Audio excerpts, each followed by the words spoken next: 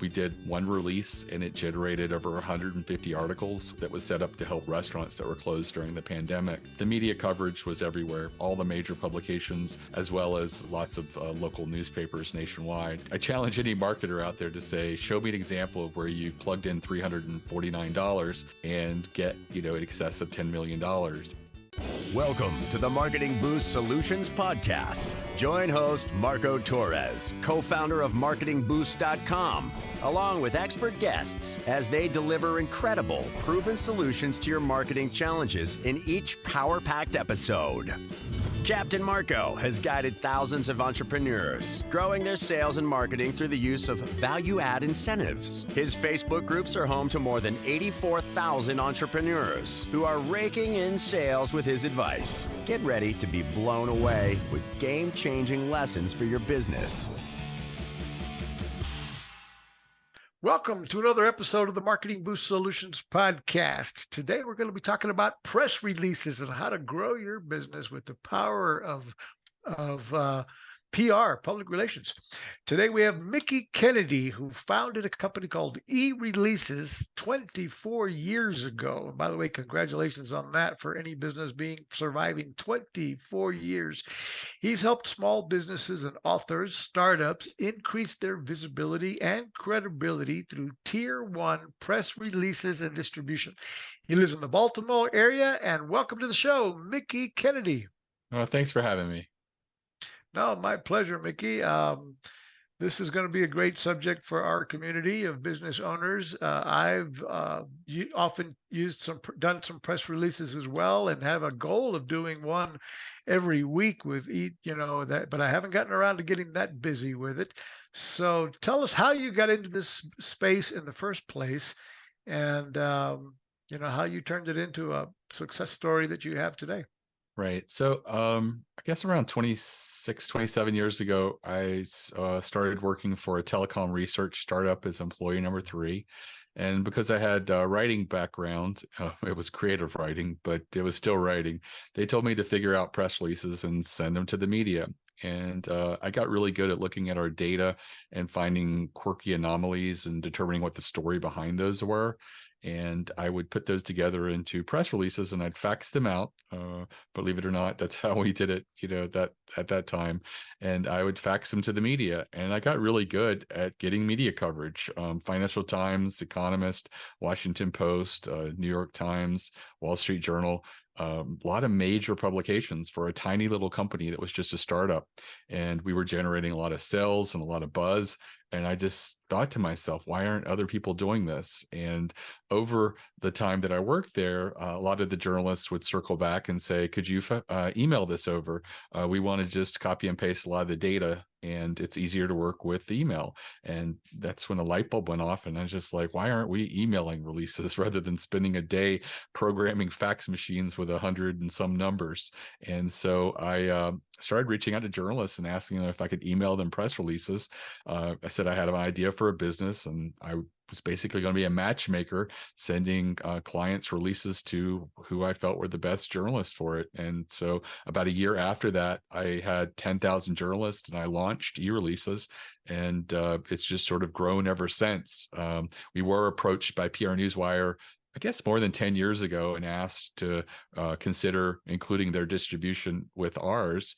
And at the time, I sort of pushed back and said, I'm charging my clients a couple $100 and you're charging like $1,500 to move a 600-word press release. And surprisingly, they didn't balk. They said, we like that you're serving startups and entrepreneurs.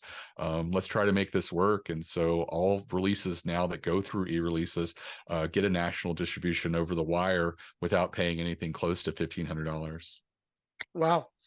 Wow. So, you've been around and started this, prior, I guess, in the very early days of this sort of press release service, because you've got a number of competitors today.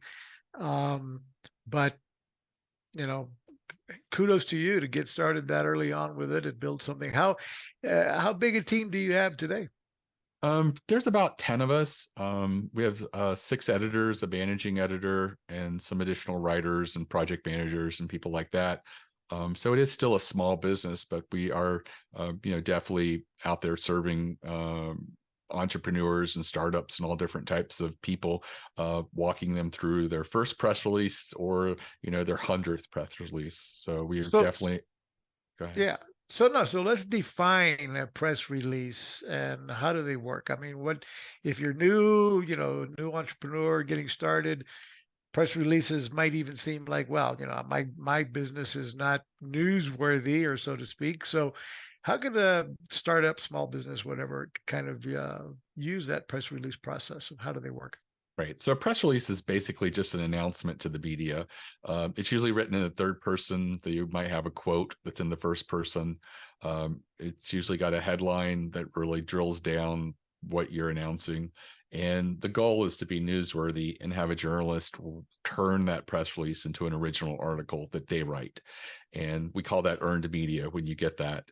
And we're not looking for the press release to be replicated on a lot of websites. There are a lot of press release companies out there whose whole business model is getting your press release replicated on a bunch of locations on websites where nobody really looks. That happens even on the wires like PR Newswire, but the real goal is to get in front of a journalist and have them consider you to for them to turn that press release into an article. And the value of that is it varies. We had a client during the pandemic called the Dining Bond Initiative that was set up to help restaurants that were closed during the pandemic. And we did one release and it generated over 150 articles. We quit counting because it seemed like every time we looked, there was more and more small local papers that were picking it up. Generated in excess of $10 million in revenue to help restaurants that were closed during that time. The media coverage was everywhere: Wall Street Journal, all the major publications, food trade magazines, as well as lots of local newspapers nationwide. And it also got global coverage as well. And, I challenge any marketer out there to say, show me an example of where you plugged in $349, which would be the cost of a new customer distribution, and get, in excess of $10 million. It's not really possible. But with PR, there's a leverage opportunity, especially when you go over a newswire. If you have something that's really engaging and really newsworthy, it can really go far and wide. And that's what happened in that case.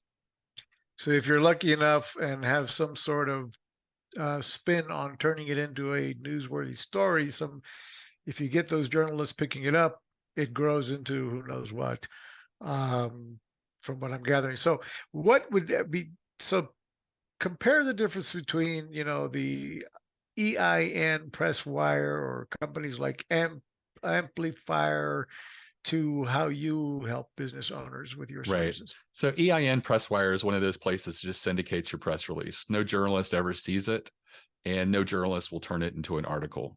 Your best case scenario is to get links to your press release on a bunch of websites that really no one reads.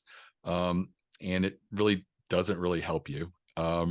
It's a misnomer because in the US there's really just 3 wires of press release services, true wires, and it's PR Newswire, who's our partner. They're the oldest and largest. The other one's Business Wire, and the last one is Globe Newswire. Anybody outside of that is not a wire, even if they have, like EIN does, wire in their name. So our focus has always been from day one to get earned media, to get turned into articles. So our whole distribution platform is about getting you in front of journalists and having them consider you. So the other services essentially are just kind of maybe a good SEO strategy at best to have the links coming back to you and getting quote unquote supposed as seen on a Fox or a CBS and so on and so forth. Yeah, Which best case. Yeah, is what best their case claim to fame scenario. is. Yeah. Right. Yeah. Best case Got it. scenario, that's what you have. You're not going to have 150 plus publications publishing you and generating $10 million in revenue. I don't know of anybody that's used those syndication services and got a single customer from it. The only benefit they have is to create like an as seen on with a bunch of logos. And most of the places that they syndicate aren't even like major publications. No, you're right. They're just little. I've tested them and tried them, and see, you're supposedly on ABC or CBS somewhere, but it's just some little news outlet out of Timbuktu, and it's not even on their main website or what have you. So, what tips can you give for, what are the tips for writing a winning press release? So I think you're going to focus on the headline. It's probably the most important aspect because the way a newswire works, like when a journalist logs into their news feed on PR Newswire, it's going to be customized to them, usually by industry, might have inclusions, keywords that they're really looking for, or exclusions to exclude certain keywords that they're not really following within the industry. And they're looking at a list of headlines, and then they decide, wow, this is intriguing, let me click through to read the rest of the release. So that headline has to do a lot of work to draw people in. The next, is the most important thing. It's sort of top down, is the lead paragraph, the opening sentence, that you're really carrying across what the newsworthy aspect and element is. You want to have a really great quote in there. That's the one place where you can write in the first person. The great thing about a quote is, if it's an amazing quote, the journalist can build a story around it. And it also ensures that you'll remain. I have had some clients break a story talking about something that's intriguing and novel within their industry that's happening, and they're the first to identify it. And then the next day, an article gets published about it, and they're not mentioned. And yet, if they had had a quote in there that was really phenomenal, that really just wowed the socks off the journalist, they would have been plugged into that story. And what happens a lot of times is managing editors just take the red pen and cross them out and say, it's not an amazing quote, and I've never heard of that company. But if it's an amazing quote, they're like, never heard of them, but wow, what a quote. And you'll stay in the story. So that's really important. And usually as the release progresses, you'll have maybe a boilerplate at the end, or about the person or about the company, whoever's releasing the press release, and then media contact as well. Because you got to realize that, journalists may have questions or need clarification, and it's important that they be able to reach you and get those answered before they write the article or before the article goes to print. So, to make sure I'm following this properly, asking the question on behalf of people like me who may not know everything about press releases, to get this from a service like yours, to be clear, what we're doing is it's going out to essentially journalists everywhere. It's not necessarily going to be published at all unless a journalist decides to pick it up and use the press release as is, or edit it and modify it, turn it into an article, etc. Do they often use it as is, or are they always going to say, this looks pretty good, let me enhance it and make my own story out of it? So almost 100% of the time, they're not going to use it as is. They are going to redraft it. Copyright purposes, the newspaper can't own that article if they didn't write it. And copying, pasting, and having a different introductory sentence doesn't qualify. So everything that the Washington Post runs is going to be written by the Washington Post. Some of your minor papers, like your dailies across the US, some of them more likely than not may use all or part of a press release, but even then it's still kind of rare. If you prepare something for what we call a feature, like, top 10 spookiest bed and breakfast in New England this holiday season, and you have a roundup of 10 places. Sometimes I've seen them copy and paste that, or top 10 podcasts, historical podcasts, as we move into a big holiday or something like that. And I've seen them copy and paste those 10 listings and descriptions. But outside of that, it's very rare for them to use the press release in part or in whole. It is usually them turning it into an article so that they can retain the copyright and ownership of that data. So you send it out, and it's kind of a hope and prayer that you're going to grab somebody's attention and get published somewhere. Right. But it doesn't always have to be hope and prayer. There are types of releases that do get media attention. I have one that's never failed. And I've had clients come to me who've done 5-6 releases in a row and never got any media pickup, no earned media. They get the syndication that happens on the wire, so they show up at Yahoo and a few other places, but they never get an article written. And I turn them on to doing a survey or study within their industry. And every time I've had them do it, the least we've gotten is 4 articles. On average, we get between 8 and 14 articles, original articles, for every time they do a survey or study within their industry. And I get pushback because it seems like a lot of work, but it's really, creating a survey, and SurveyMonkey is like a 15-minute ordeal. It's 4 pages, 4 questions per page. I like 16 questionnaires. Ask really relevant questions that are timely, like what's going on right now in your industry. Question, right now you might want to ask is something specific to, are you spending more or less over the next 2 quarters in your marketing budget? Or are you having hiring issues? Is it, are you having difficulty getting people to come back into the office? Are you having more people who are wanting to work from home? Are you having more people who are, not seeming to gel as a corporate culture? All types of questions, and then ask specific industry ones.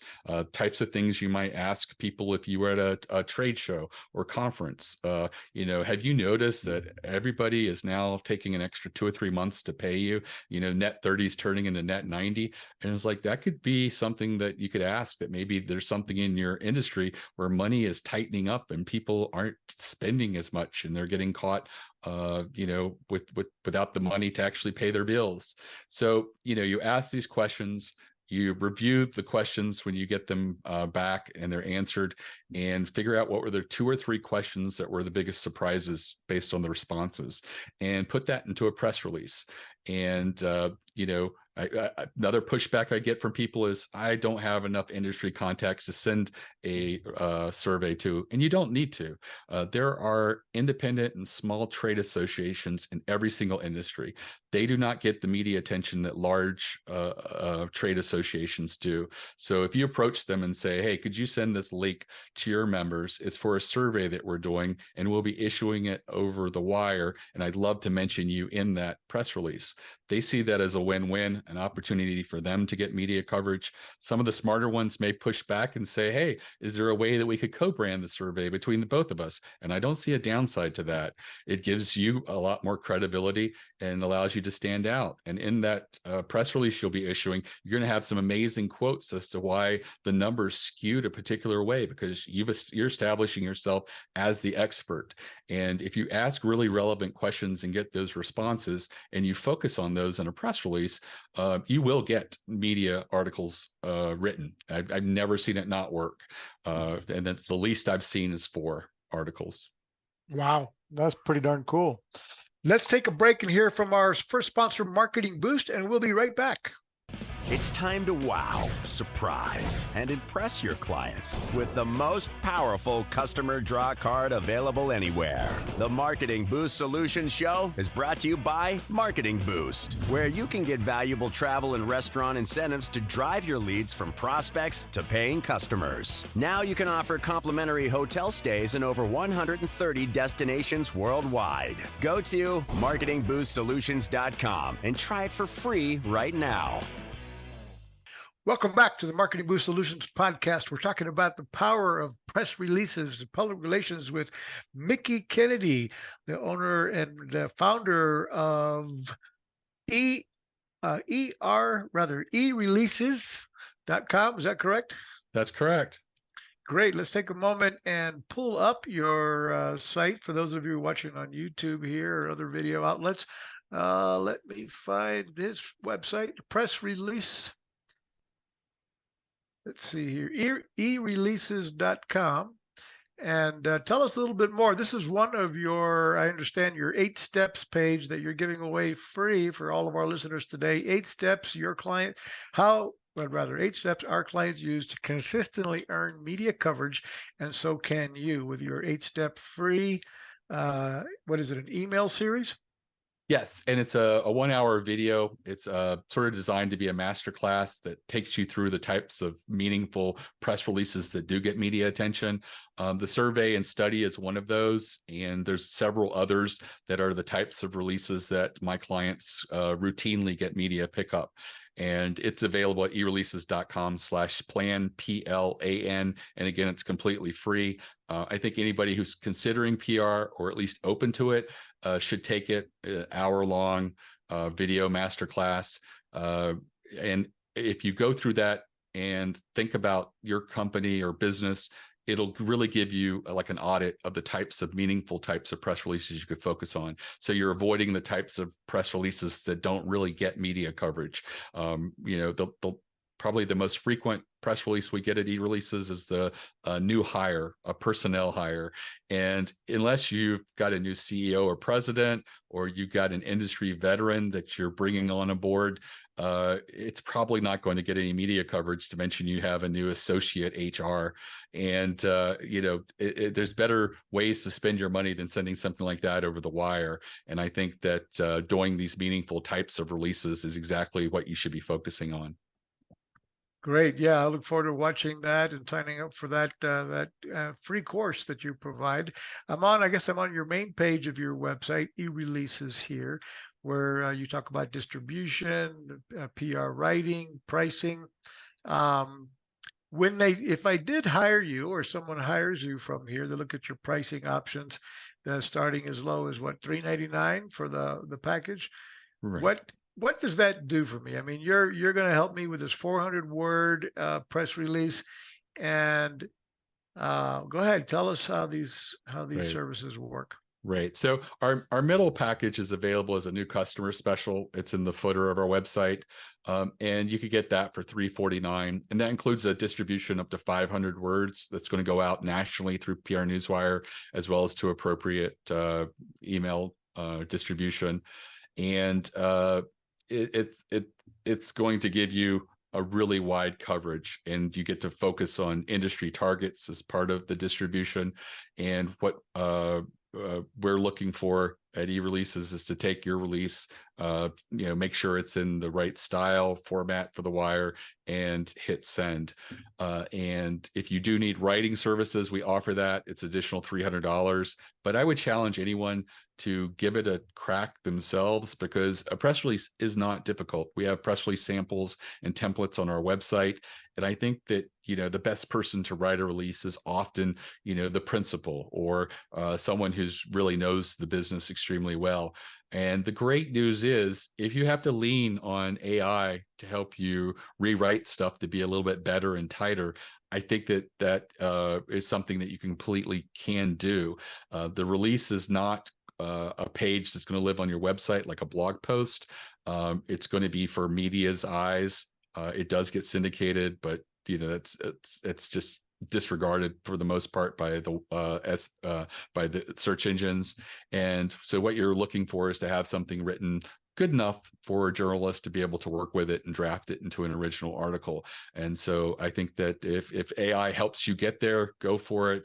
But if you do need writing, we do offer that as a service.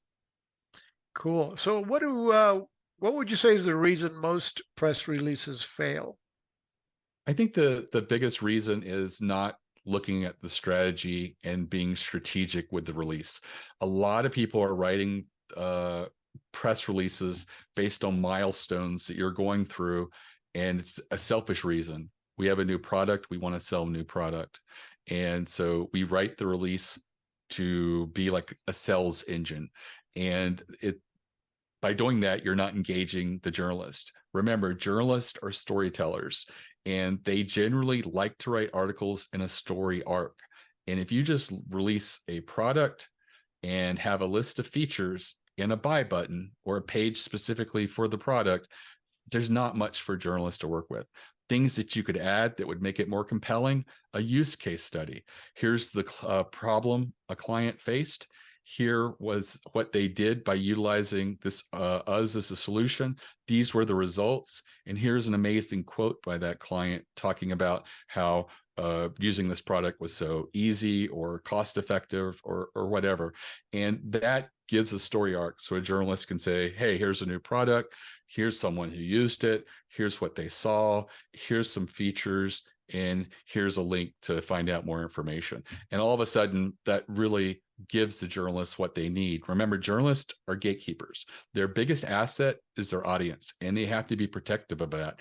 And so they have to determine every time they look at a news article or a press release, is there something here that would entertain, delight, or educate my audience. And if you don't hit those marks, you're not going to get coverage. But if you sort of reverse engineer what you're writing, keeping that in mind, you'll include more of those elements that are necessary for a journalist to turn your press release into an article. And that's available in that course to kind of get your mindset training on trying to, what were those three things again? They need to be try to educate, delight, or entertain. Was there three? Yeah. Entertain if you can have something that reaches that, where it's educating, delighting, or entertaining, then their audience, the journalist for that particular audience might find that, hey, this is good. I'm going to write an article about it. Powerful stuff.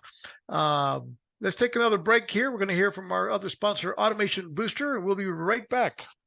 Is your business on autopilot yet? Do you have automation in place to capture, nurture, and convert prospects into clients via email, SMS, ringless voicemails, appointment setting? Get all the inbound and outbound marketing tools in one place. Go to marketingboostsolutions.com for more on automating your business so you can make money while you sleep. Welcome back. We're the Marketing Boost Solutions podcast. We're talking about the power of press releases and how to succeed with a press release, and access to his free course provided by Mickie Kennedy. And so, Mickie, tell us some more. Tell us more. We can. I'm going to take a moment and share your screen where people can find you on LinkedIn. Well, here's your Twitter page, so you can follow Mickie here on Twitter. eReleases, and keep in touch with how to succeed with press releases, or you can find him on LinkedIn. Again, search for Mickie Kennedy on LinkedIn, his Facebook page, eReleases Press Release Distribution, and back to his main website, eReleases.com, 24 years in business, and a very affordable way to get your press release in the hands of real journalists who might actually write the articles to get the distribution and the public relations that you're looking for, versus some of the other sites today that sound like a good deal, but I've done them and don't really get you much traction whatsoever. So this looks very attractive. And then on this website, once I'm here, Mickie, where do I find get the free course again? So I think if you go to our footer, it's one of the links down there. It is PR strategy training in our footer. PR strategy training. There it is. Boom. And you can folks, also get it by going to eReleases.com/plan, PLAN. There you go. And when you get here, guys, all you need is put in your name and email, and then submit to get access to the 1-hour video training and an 8-series email series with additional training, including his PDF copy of the PR strategy manifesto. Zero cost to you. Great offer here. I appreciate that. Back to more insights, give us maybe some case studies. Give us examples of how a small business or maybe a startup was able to really leverage public relations and press releases. Right. So I'm going to give you an example of a company that came to us. It was a local carpet company in New Jersey. They came and said, we have a budget to do a press release a month for a year. And I turned them away saying, I don't think PR is going to work for you. Despite that, they came and said, we've got the budget. If we don't spend it with you, we're going to spend it with someone else. So I said, okay. And on month 5, we had done 5 releases and nothing. They had just got those syndication links that happens with all the wires, but nothing outside of that. And so we had a brainstorm session, and I asked who was their biggest enemy, thinking it was going to be Paul across the street with his little carpet business, but it wasn't. It was the big box home improvement stores. And I thought, that's interesting. We could do a David versus Goliath and talk about how you have to market against them, because they were sharing how bad they are for the carpet industry. The people that do the installs, they have never installed carpet before. The only requirement that the Home Depot and Lowe's of the world require is that they have a home improvement license. And so if they call these people on a list and say, are you available to install carpet tomorrow? And they have no work, they're carpet installers all of a sudden. And so they talked about how they're constantly having to restretch carpets, fix seams that are so visible from the big box home improvement stores, and just how inferior the padding is. And so we put that together in a press release, sent it out, and about 10 floor trade publications wrote articles based on that single press release. And we were like, wow, is this an anomaly or is there something here? So we started doing more releases talking about how you have to market and position yourself against these billion-dollar companies. And over that remaining year that they had, we got picked up in a total of about 30 places. Most of them were floor trade publications. They did get picked up by their local newspaper and New Jersey magazine. And what they did with that is, because their customers aren't reading floor trade magazines, those are for the industry. They put all the clips together in what they called a brag book. And every time they go to a homeowner's home, measure and give them a quote, they show them, hey, we've been picked up in Floor Trade Weekly. We've been picked up here. We've been in New Jersey magazine. Here we are in the local newspaper. And just to let you know, we probably won't come in as the cheapest person. And I do want to let you know that our installers have been doing this for decades, unlike what you may get with the big box home improvement stores, where someone may show up to tomorrow to install your carpet who's never installed carpet before, and the seams might be noticeable and your carpet may need to be restretched. And they started converting 17% more of those instances of giving quotes just by adding that brag book and introducing that as part of the conversation.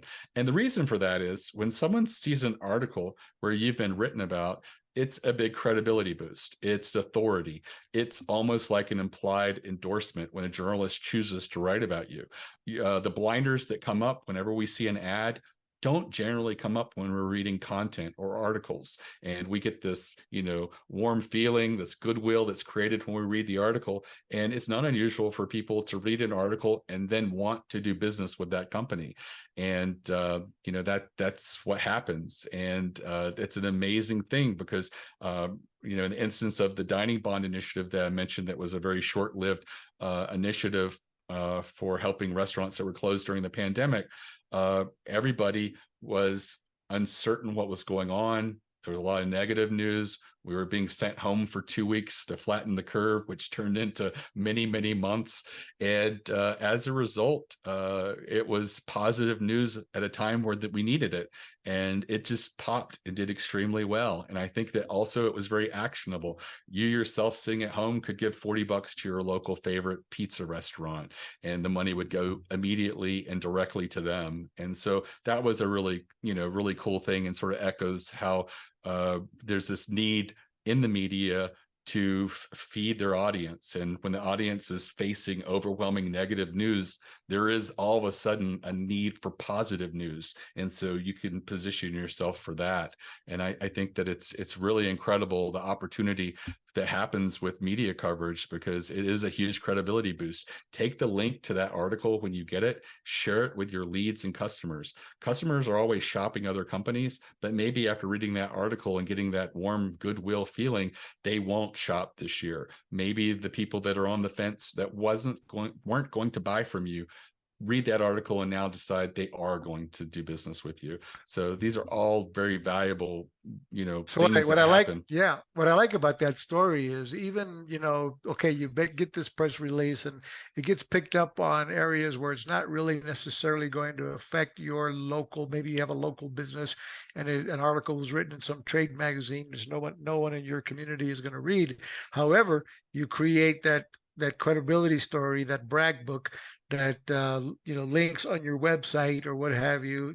I've seen on articles written about us here and there, and there's your credibility, there's your storyline, there's your authority, and makes you the expert and the authority, and therefore people are going to, if you do it, set it up right, choose you over somebody else. I like it, impressive, and I just need, for those listening, if you like the content we've brought you, please like, share, comment below, tell us what you think about this, go sign up for eReleases.com. Go get the free course on eReleases.com. Mickie here has been in business 24 years in the press release industry. That says a lot right there. Mickie, by the way, have you had articles written about you? I have. I've had lots of articles written about me, and I've interviewed a lot of people about publicity and PR. And there's always, things that happen in the news, backlashes against companies, boycotts, and people ask about my opinion, and I am willing to talk to anybody. I feel like any type of media attention is favorable. The links you get from real articles and real interviews and real experiences will help your SEO, unlike the syndicated instances where everything's duplicated and the press release is just duplicated. And I think that that's really another aspect of PR that works really well. And even if the article doesn't link to you, it still helps your SEO. Google has patented, and people talk about it, when a article is about you, Google can contextually tell that, and they give you an implied link even though there isn't one. So when you get picked up in the New York Times and they write about you, you get a boost in your SEO, even though there's no link directly to your website. Powerful. So again, I'm going to go ahead and share my screen to get back to where they can find you. eReleases.com, guys.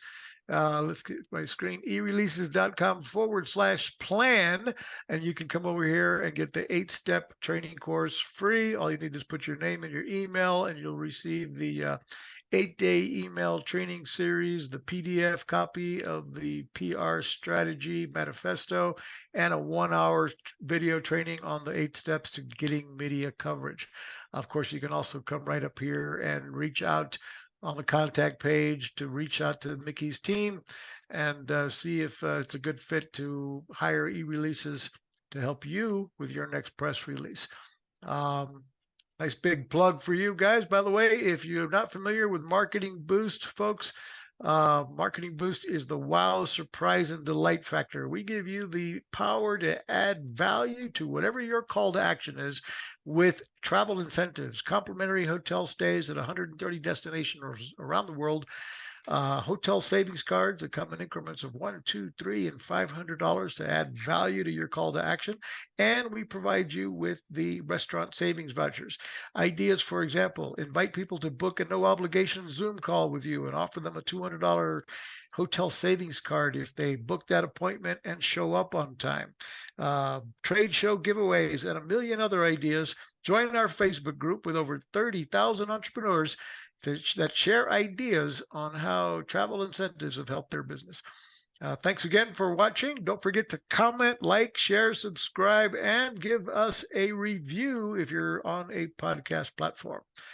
Mickie, thanks again for your time and great, valuable content. I really appreciate it and learned a lot. Thank you very much. Thanks for listening to another episode of Marketing Boost Solutions Podcast with your hosts, Captain Marco Torres. Now it's on you. Take the next step now. Go to marketingboostsolutions.com for more on how you can wow, delight, and surprise your clients with the most amazing draw card on the planet. So stay thirsty, my friends. Stay thirsty for knowledge. See you next time.